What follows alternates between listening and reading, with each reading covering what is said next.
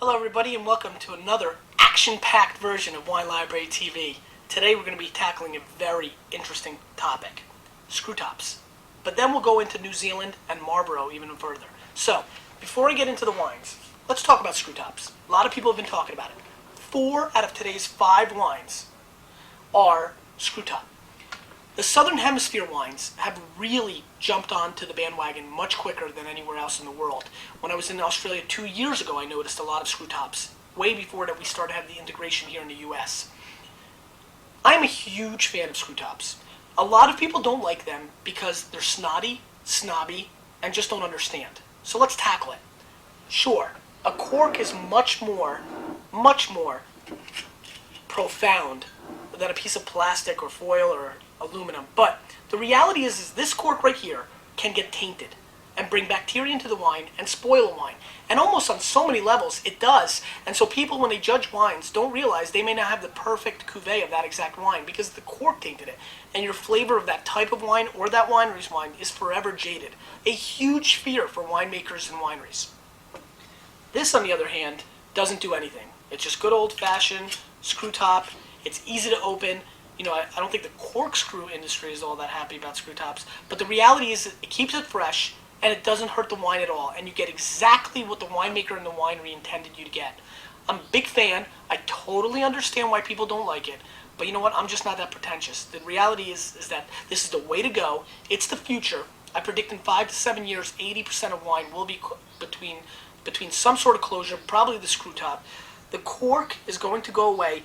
I even feel that before I go into the ground, the cork will come back and be like a retro thing in 40 or 50 years. That's going to be pretty funny for me. But the bottom line is this. On the debate of screw tops versus corks, I, for one, Gary Vaynerchuk, am a huge fan of the screw top. It's not as fancy, and I totally understand the fancy schmancy stuff, but the reality is it's better for the wine, and it's better for the winemaker and the winery because they really at least know that they're delivering to you the exact product they wanted to. So you know what? Take your nose out of the sky and get a wine that has a screw top. You'll see. It's a great way to go. So, now that I got that over with, let's talk about New Zealand. New Zealand wines represent 0.02% of all the wines produced. Yet, I believe it's one of the most exciting areas in the world. The wines have just exploded onto the scene. Really, the resurgence of New Zealand wines happened in 1973. In the mid-1800s, there were some wines planted there, about 4 or 5 wineries. But in 1973, there was a big movement to start planting vines out there.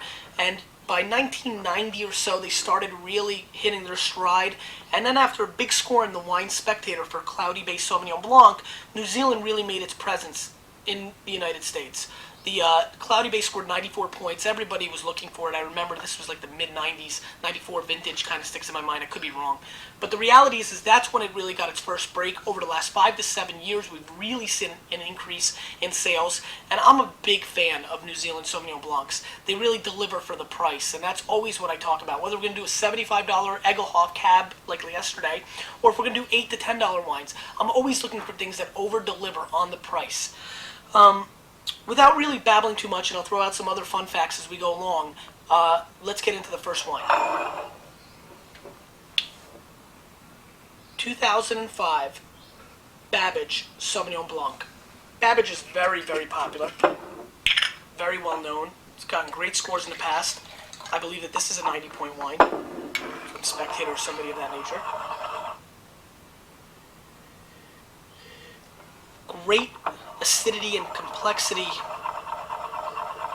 and just overall fruit on the nose. You can almost smell the acidity. A little bit of that grass, grapefruit on the nose. You're going to hear grapefruit and grass and hay throughout this whole tasting, I'm sure. These are really major, profound characteristics of New Zealand Sauvignon Blanc. Nice golden color.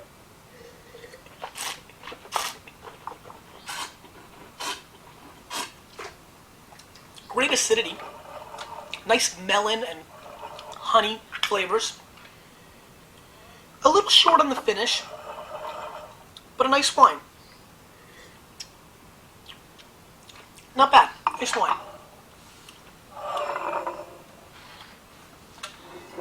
Kim Crawford, 2005 Sauvignon Blanc. All of these wines are from Marlborough, which is the leading grape growing region in all of New Zealand. Represents about 40% of all New Zealand wine.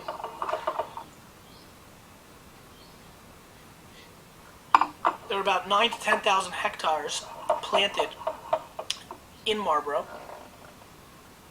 Great nose on this Kim Crawford.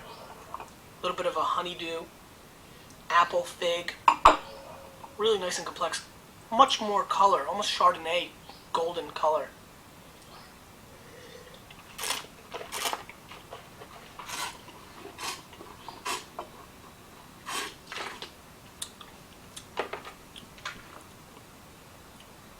A little nectarine on the finish. Quite nice. Little uninspiring for me. Just kind of seems like it's going through the motions. But not bad. Not bad. Not my favorite New Zealand Sauvignon. Governor's Bay 2005 Sauvignon Blanc.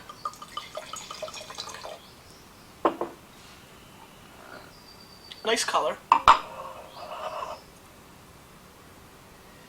Now I like this. This has a really interesting nose.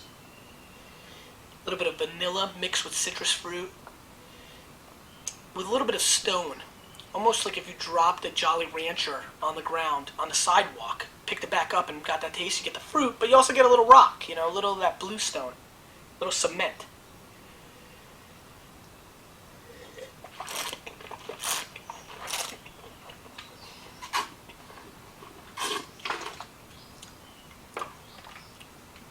Great acidity, nice structure, reminds me more of a Loire Valley white, which a lot of times are Sauvignon Blanc based. Quite interesting. One of the ironic things is that the 15 major New Zealand wine growing regions fall between the 35 and 45 latitude, parallel latitude, and that's exactly where all the European wines, most of Europe's wines fall. So, it's kind of got ideal weather conditions to make great wine. 2004, The Crossings Sauvignon Blanc.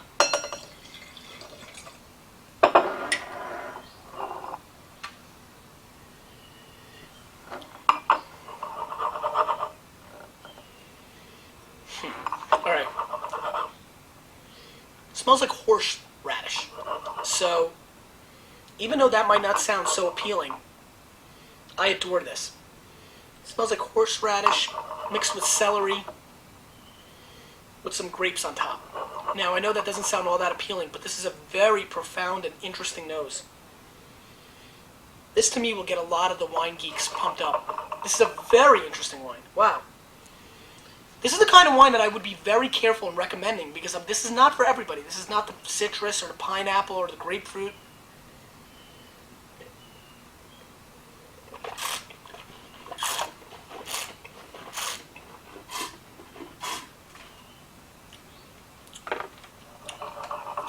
Fantastic complexity.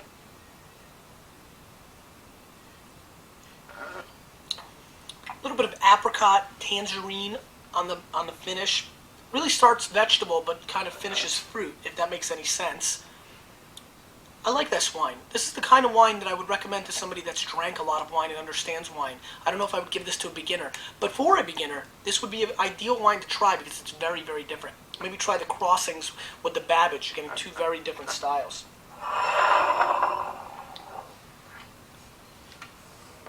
Nobby Leo 2004 Icon Sauvignon Blanc. The Icon is their top line. There is a regular Sauvignon Blanc from this winery.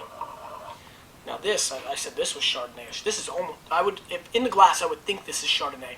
It's a little frizzante, which means bubbly on the body, but that doesn't really mean anything. It's a young wine. This has a great nose. This really has the grass and grapefruit. This is a very deep nose.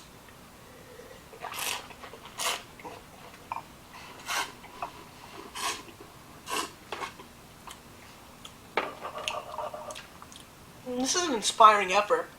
I actually feel that they overshot it a little bit. They were trying to do too much with this wine. But I like it. I find it a little off balance, but not too much. I like the flavor profile. I like the body. It's an interesting wine.